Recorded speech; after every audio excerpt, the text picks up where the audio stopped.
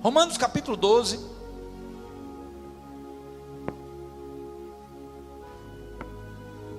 Romanos capítulo 12. Nós,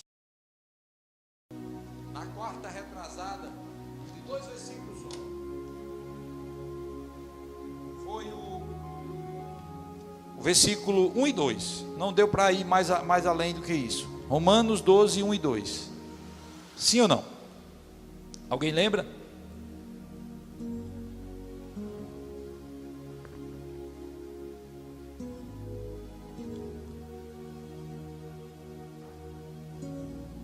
Amados, vamos ler Romanos 1 e 2 só para a gente começar e partir. Ô William, meu filho, liga essa câmera que está desligada. Eu deixei aí, ia ligar e não liguei.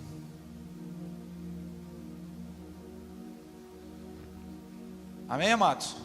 Romanos 12, versículo 1 diz: portanto, caros irmãos, rogo-vos pela misericórdia de Deus, que apresenteis o vosso corpo santo, como sacrifício vivo, não, o vosso corpo como sacrifício vivo, santo e agradável a Deus, que é o vosso culto. Aqui a tradução King James, uma delas atualizada, chama de culto espiritual, mas na versão de vocês, e aqui está culto racional. Tem algum erro nisso? Não. Você une as duas palavras e os dois momentos. Eu tenho que prestar um culto racional, mas o culto que chega ao trono da graça é o culto espiritual. Os verdadeiros adoradores adoram em espírito e em verdade. O culto racional é o culto litúrgico, é o culto organizado. Está todo mundo sentado, né? Microfone, horário, tal. Isso é o culto racional. Eu saio de casa com a minha inteligência, a razão. Não, eu vou cultuar o Senhor porque eu preciso. Mas o que vai chegar ao trono da graça, nada pode chegar lá material. Lá chega espiritual. Amém, amados? Por isso que a palavra de Deus diz que nós não sabemos orar, e por isso que o Espírito Santo de Deus intercede e transforma as nossas petições com gemidos inexprimíveis, porque o que chega ao trono da graça é nível espiritual, que não se contamina. Aí o versículo 2 diz: e não vos moldeis ou amoldeis ao sistema deste mundo, mas sedes transformados pela renovação das vossas mentes, para que experimenteis qual seja a boa, agradável e perfeita vontade de Deus. Vamos para dar uma pincelada rapidamente. Quando a palavra de Deus diz ele roga, é porque não é coisa simples, não é uma coisa que não tem valor. O texto está dizendo que é algo que merece toda a atenção. Paulo diz, ele roga pelas misericórdias. A misericórdia de Deus é algo tremendo. É algo alguém que se compadece pelo nosso estado de miséria, que foi o que Deus fez conosco. Que nós devemos apresentar o nosso corpo como sacrifício vivo, santo e agradável a Deus. Isso aí vocês já aprenderam na outra aula. Eu estou só reforçando, não vou entrar nos detalhes. Não vos amoldeis ao sistema do mundo. Amados, um dia desse eu estava aconselhando uma pessoa, e a pessoa falou assim: estou me sentindo um pouco fraco, e percebo que são meus amigos, mas eu gosto muito dos meus amigos, e não estou sabendo como sair dessa. Isso aconteceu comigo na época que eu era adolescente, muitas vezes. Aconteceu talvez com alguns aqui, talvez esteja acontecendo com alguns hoje aqui. Você gosta tanto daquele amigo, mas você está percebendo pela palavra que você já tem, o conhecimento e a presença do Espírito Santo, que aquela amizade não é boa. Mas você diz assim, e é bom às vezes você dizer, porque é verdade, você diz, eu não tenho condições, às vezes, eu estou sem forças de deixar. A palavra de Deus está dizendo que a gente deve não se moldar, não entrar na forma do mundo, porque se nós nos moldarmos a ela, o que é um molde, amados? Você sabe que quem trabalha com cera, que trabalha com ferro, com aço, com alumínio, com qualquer coisa, você quer um modelo de alguma coisa, de alguma peça, e é de ferro, de bronze, de qualquer, o que é que você faz? Primeiro você derrete o metal. E ele, depois de derretido, ele vai para uma forma da qual você quer. Quando você termina de tirar aquele líquido e deixa esfriar, você tem a forma, a peça que você quer agora em metal. Deixa eu dizer outra coisa a você. Como você faz? Veja, o processo de você derreter o ferro, ou o aço, ou o metal, ou qualquer outra coisa, a cera, é um processo. Você não derrete assim, não. Leva tempo a aquecer. Você ali persistindo, até que aquele metal, ou aquela matéria se dissolva e você gere um líquido ali, tenha na forma líquida, para que você gere uma forma. Depois que essa forma está pronta, você desmancha ela fácil? Hein? Vocês interajam comigo, pelo amor de Deus. Eu ficar aqui falando, vocês olham para minha cara com cara de quem está gostando e ficar rindo. Vamos lá. Depois da forma pronta, fica fácil você desmanchar? Você vai pegar um ferro, bate com o martelo, amassa, mas não quebra. Você fez de aço, fez de ferro, fez de bronze, não vai quebrar. O que é que você tem que fazer? Processo de fogo de novo. Isso leva tempo e sofrimento. Então o que é que Paulo, inspirado pelo Espírito Santo, está dizendo? Para que você não sofra, para que a igreja não sofra, para que o povo de Deus não sofra, percebeu que não é legal, cai fora. Porque se você fica, você quebra o princípio bíblico do Salmo 1 que diz: bem-aventurado, felizes, prósperos são aqueles que não ouvem o conselho dos ímpios. Porque quando nós ouvimos o conselho do ímpio, é como um maçarico no fogo. Aí, logo em seguida, o mesmo versículo diz: que não se detém no caminho dos pecadores. Ou seja, eu vou caminhando, o conselho do ímpio, eu acho que não está legal, o fogo foi pouco. O que é que ele faz? Aí eu me detenho no caminho dele, eu paro para ouvir os conselhos dele. Eu me detive no caminho. O fogo está lá, e eu já estou ficando meio mole, Vocês estão entendendo ou não? Eu estou trazendo uma comparação, parafraseando aqui, para que a gente compreenda, amados. Porque quando fica falando forma do mundo, não sei o que, o novo convertido fica assim: como é que é isso aí? Ou uma pessoa que não tem muito costume de ouvir a palavra, fica sem entender. Vamos para a prática. É como fogo derretendo, já está ficando mole, já parou no caminho.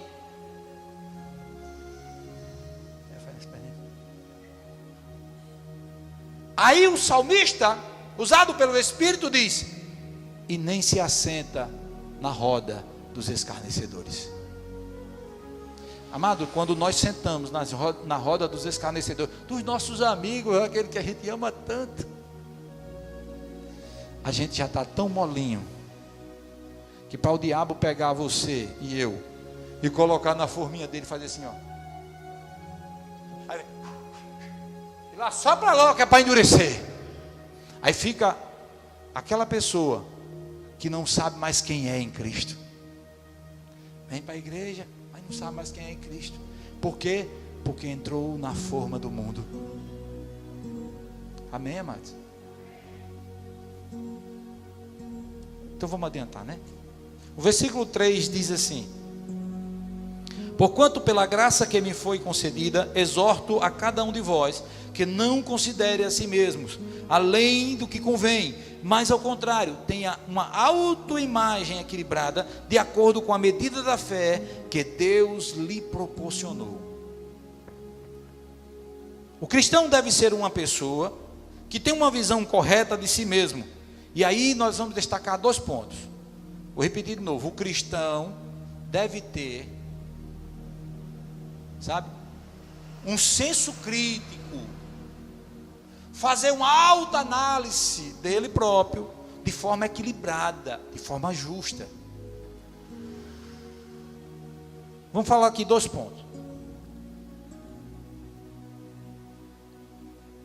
Em primeiro lugar, o cristão tem uma avaliação honesta de si mesmo.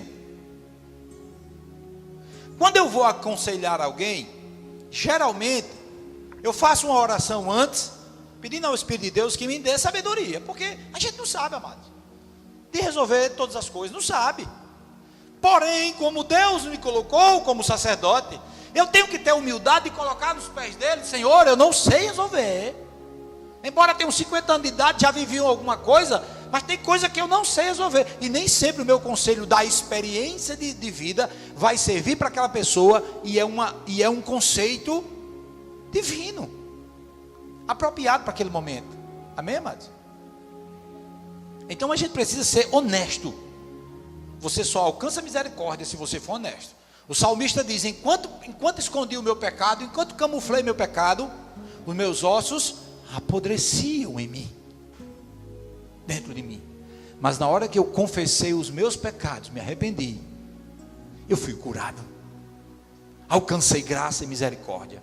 Glória a Deus, amado. Quando nós fazemos uma avaliação honesta, precisamos compreender que nós temos 2 pontos a serem, como é que eu posso dizer assim, observados. Existe a pessoa que tem complexo de superioridade, existem pessoas que têm complexo de inferioridade. Os dois é perigoso.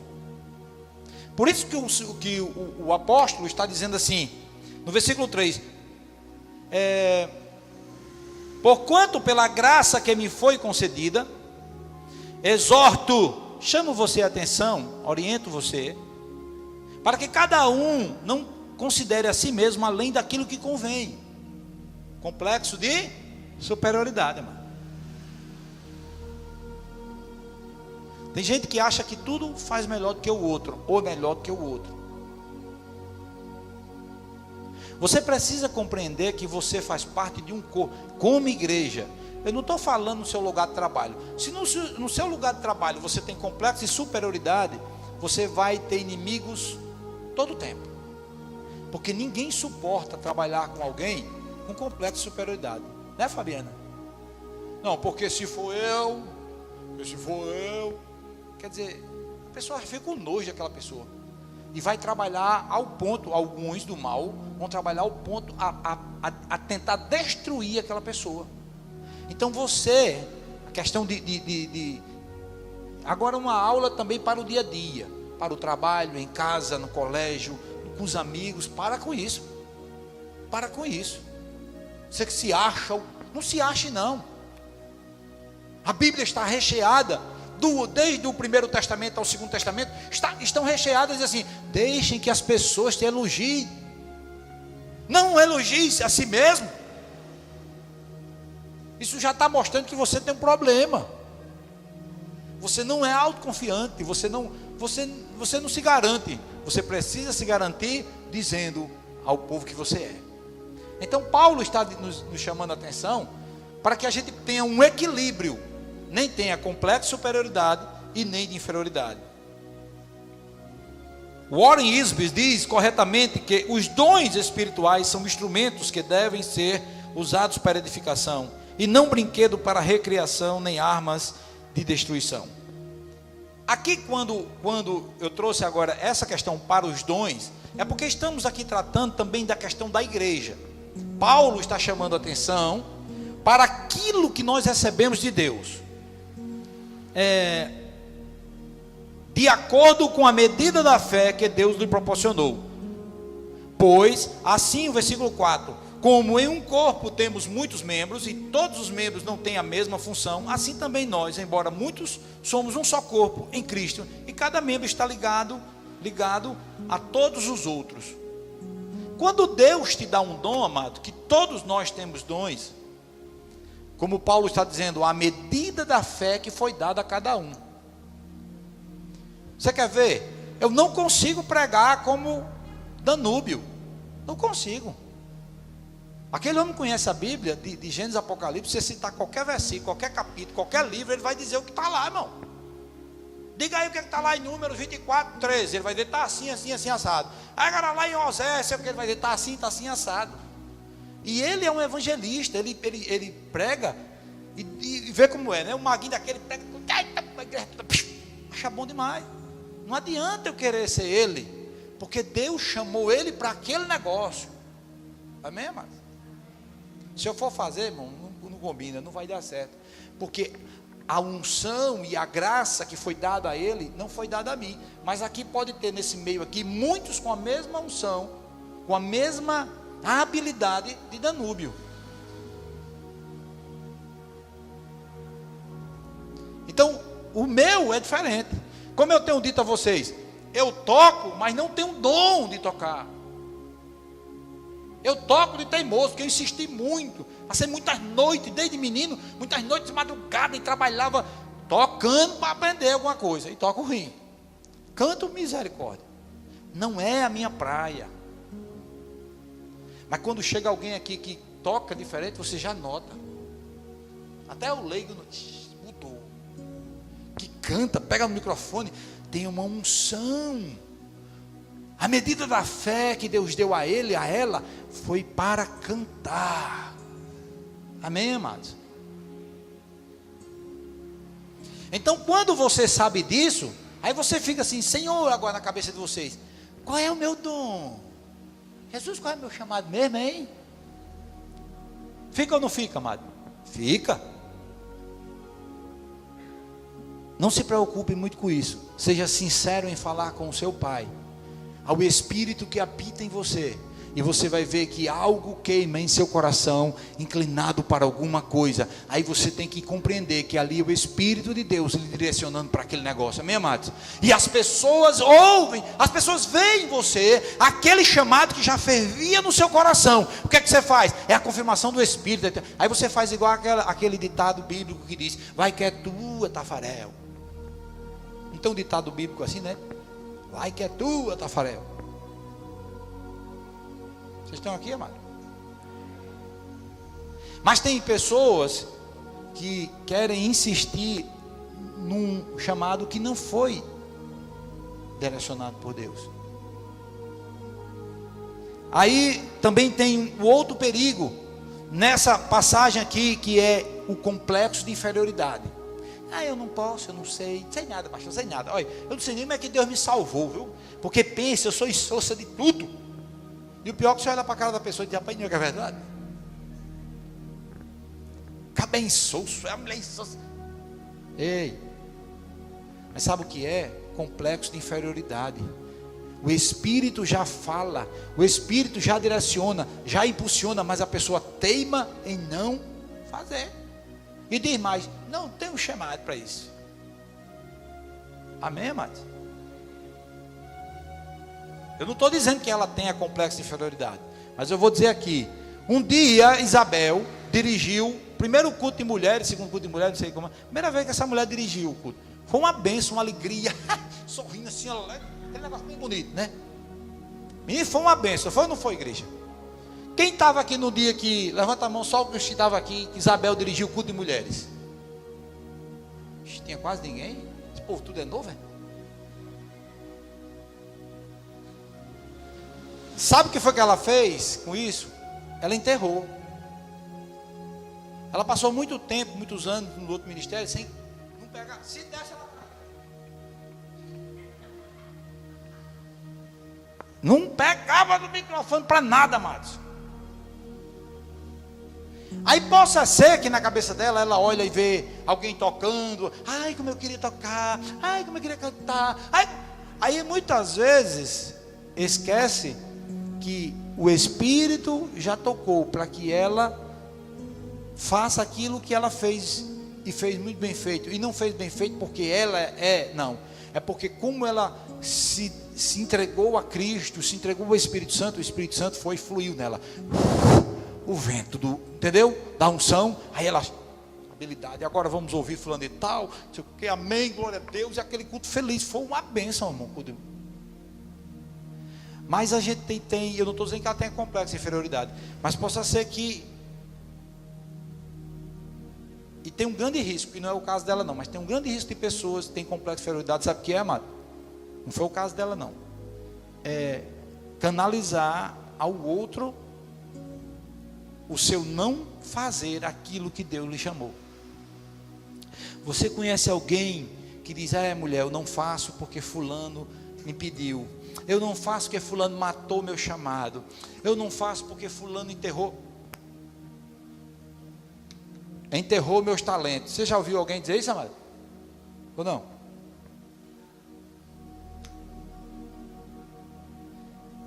Amados, ninguém enterra seu talento.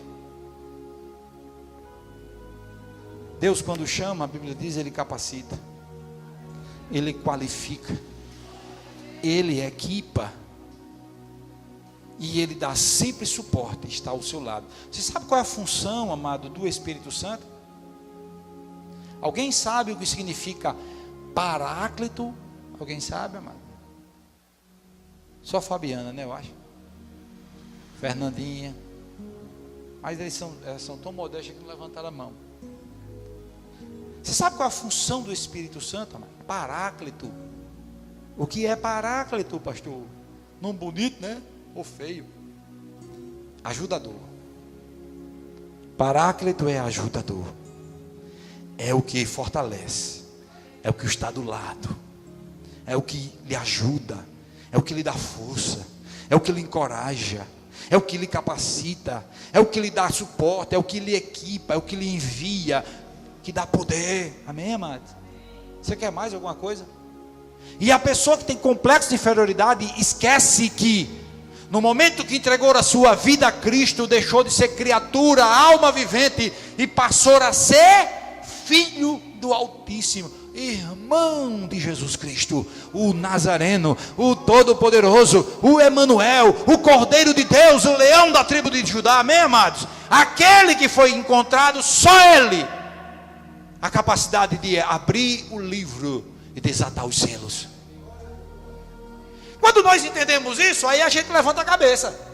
Já do ano assim. Tem crente que anda assim. Como é que tu vai, meu irmão? Eu vou por aí. Deus vai levando. Não. O crente que sabe quem é em Cristo, não é altivo que eu estou falando. Não é o cara jactancioso, o cara prepotente. Não. Mas ele é pobre. É liso, igual eu. Mas anda assim, ó. É senhor, meu irmão. Maravilha. Vocês estão entendendo ou não? Você já viu algum príncipe, alguma princesa por aí, a não ser aquela velhinha que tem mais de 200 anos lá da Inglaterra, ou mulher rendeu mais do que Frei Damião, que aquela mulher tem 200 anos ou mais, viu? Ela anda bem assim, a velhinha. Mas olha os filhos, os netos, os bisnetos dela, como é que anda, os príncipes do senhor. E fica até legal, porque eu tenho um buchinho feio, meu irmão. Mas observe, se eu ando assim, fica lá. Já bota uma bundinha para trás, ó. Não? Mas a gente anda assim, é. Mas cabe lavar um crente. Aí o cara disse, lavar um crente. Ainda disse que é filho de Deus, uma coisa dessa. Aí o cara disse, homem, se for para ser crente desse jeito, é melhor ser filho do cão. Vocês estão aqui, amados?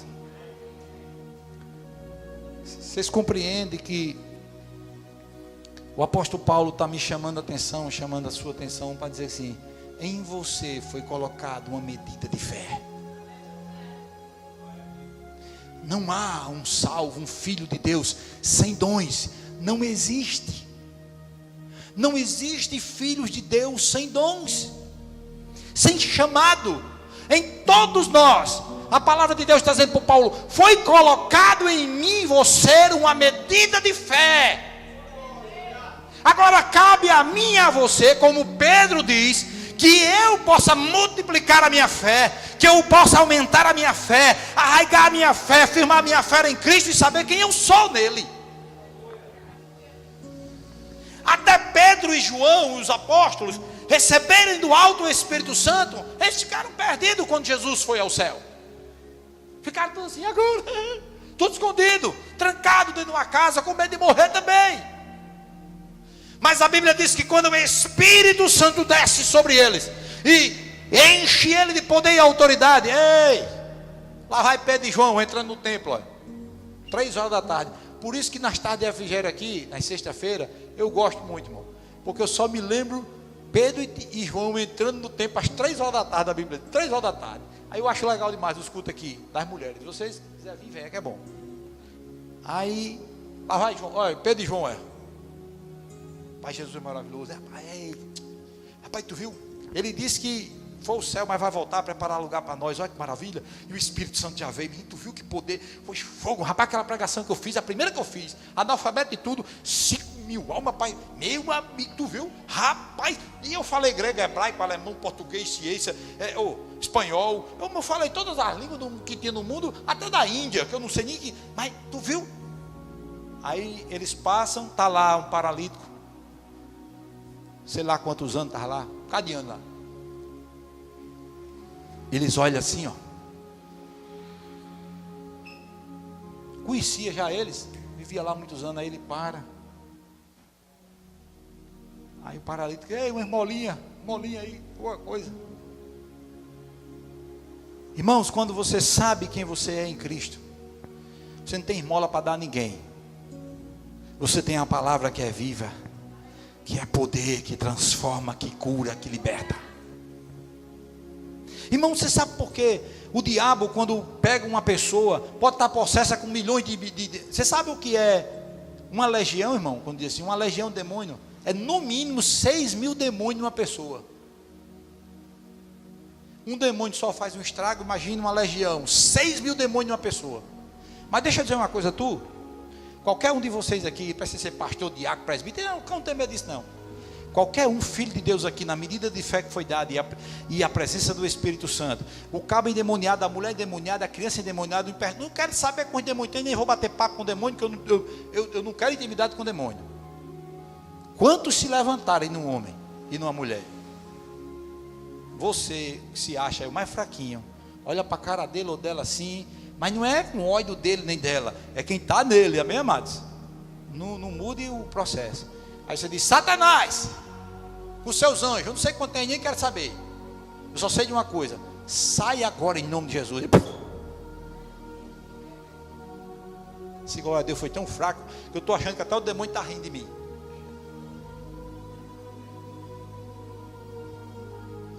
Não, se nós compreendêssemos isso, Line, de verdade, nós estaríamos aqui quebrando essas cadeiras, pulando, dando glória a Deus, aleluia. Porque um demônio só não tem um exército dos Estados Unidos que possa com ele. Com um demônio, não pode. Essas bombas atômicas, essa porcaria, demônio tem medo disso não, que não morre. Agora o crente mais fraco que tem aqui em Macaíba, que acha que é fraco, sabendo quem é em Deus, legiões de demônios tem que obedecer quando ele diz em nome de Jesus, sai, ele sai. Amém, amados? Isso é que faz a diferença entre você e o mundo. O mundo lá fora chama médico, chama um bocado de coisa, acorrenta o cara, puxa para lá, puxa para cá, dá calmante, aplica injeção e ele não sai. Aí chega você como quem não quer nada, diz, ei, bora, desaparece. Ele tem que obedecer, porque quem está em você é o Espírito de Deus, é o próprio Deus manifestando em você poder e autoridade que todos os demônios têm que se dobrar diante de você, amém, amados? Aí chega Pedro e João, olha assim, aleijadinho. Aí você olha para mim, para nós, acaba olha assim, nem tem prata nem ouro, tem não. Acho que o aleijadinho olhou assim, mas rapaz, se é liso mesmo. Mas o que eu tenho, o que nós temos, vale mais do que prata e ouro. Pegou pela mão dele, em nome de Jesus de Nazaré, levanta e anda. Ei, a medida de fé que foi dada a Pedro, Tiago e João, foi dada a você e a mim. O problema é que eles aprenderam agora a multiplicar aquela fé em muitas e muitas vezes. Não duvidaram no seu coração, pegaram no aleijado e disse, levanta e anda, no nome de Jesus de Nazaré. Amém, amados? Já vi que não vai dar para caminhar mais não. Os puritanos dizem assim para aqueles que têm complexo de inferioridade: achas pouco o fato de serem amados por Deus? O grande problema nosso é que o diabo muitas vezes, amado, atua na nossa indiferença e na dúvida. Quando a palavra de Deus diz que o Senhor não opera na dúvida, é porque na dúvida quem opera é o diabo. Foi assim que ele ganhou Eva, na dúvida. O Senhor deu uma ordem, deu uma palavra. Eva não creu na palavra. Quando o diabo lançou uma meia verdade, ela ficou entre a verdade e a meia verdade. Na dúvida, o diabo venceu. Saia daqui hoje, não duvidando daquilo que Deus lhe chamou. Não saia daqui na dúvida se você é salvo ou não. Quem salva você você é salvo não pelas suas obras, para que você não venha se gloriar. Você foi salvo pela graça, e o veículo que lhe fez você ser salvo chama-se fé. Medida de fé que Deus colocou no seu coração e no meu coração. Amém, amados?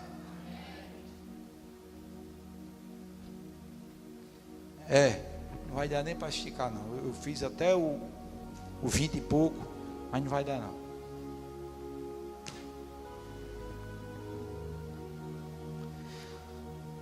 O texto diz que nós não devemos fazer uma autoimagem de nós, uma retrospectiva de nós, uma avaliação de nós de forma sincera, verdadeira.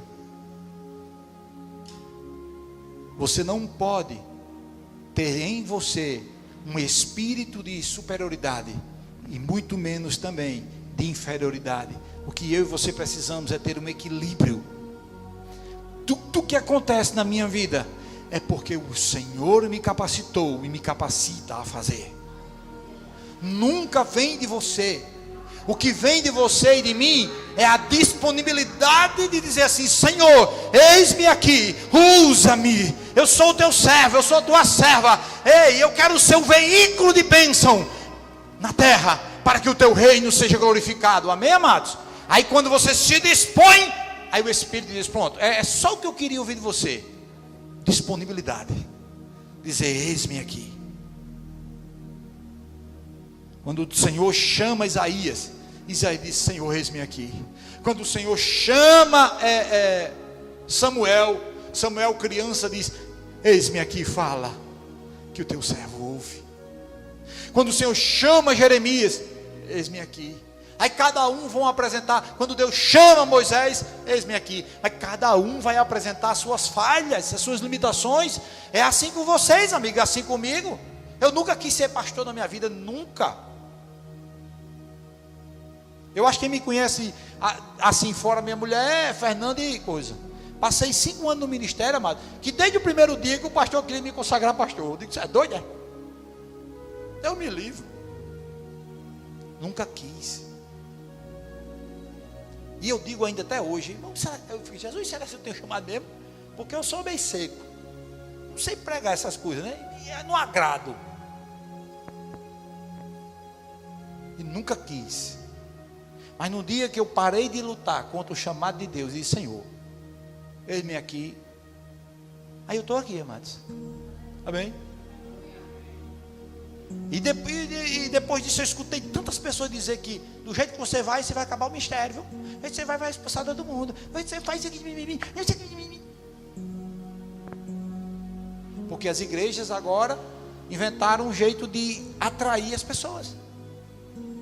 Eu já vi muitos pastores dizer que prepara o culto para as ovelhas, para as pessoas, para os descrentes que chegam na igreja, tem que se sentir muito agradável. Espera aí. Nunca um culto foi preparado para ninguém. Culto não é preparado para vocês, e muito menos para os que vêm de fora. Esses cultos aqui, inclusive ele é consagrado e é direcionado para o autor e consumador da nossa fé. Todo culto é para Ele, é dele, por Ele, para Ele são todas as coisas, inclusive o meu culto, e a minha oferta a Ele. Somos nós que precisamos cultuar e dar o culto a Ele, não a mim, e nem a igreja. E eu vi muita gente dizer, vai acabar. Vai não sei para onde. Não sei o quê. Está aí, irmão, vocês aqui. Não sei até quando, mas tem. E Deus está mandando cada vez mais. Amém, amados? E eu achei lindo, sabe por quê, amados? Veja só. Fazia um tempo que eu dizia, Jesus, e agora? Como é que a gente faz com esses jovens? E tal, papapá. E você pensa que não vem na minha cabeça, às vezes, entrar na onda dos outros, não? Pá, fazer tudo, pá. Nem todas as vezes que eu vou pensando nesse negócio, parece que o Espírito me pega assim, deitado no quarto, diz, rapaz, tu vai dar uma ré agora, pá? Aí Deus tocou no coração de Rodrigo, fica assim de pé, meu filho, esse rapaz aí. Esse jovem bonito aí. Por isso que vale a pena, pode sentar. Por isso que vale a pena investir. Irmãos, eu nem me lembro, no dia que eu entreguei o ministério, o outro ministério, com pouco tempo, ele mandou para mim uma mensagem no Zap. Eu chorava tanto lendo as palavras dele, chegou, soluçava, eu balançava assim, aí eu já dizia, Senhor, valeu a pena, me perdoa. As palavras que esse jovem escreveu, coisa que eu nem lembrava. Por isso que eu estou dizendo a vocês, vale a pena amar. Amar sendo sincero, falando as verdades. Quantas vezes eu falei ali nele, eu liguei, isso não volta mais. Puxava as orelhas, pá, ficava na rua dele lá, perigoso, irmão, que é lá perto da boca do grito do eco, o posto do eco. Ficava lá meia-noite e meia, uma hora dentro do carro com a correndo. Na hora os caras chegaram e disseram, morreu, perdeu. Mas ele lembrou.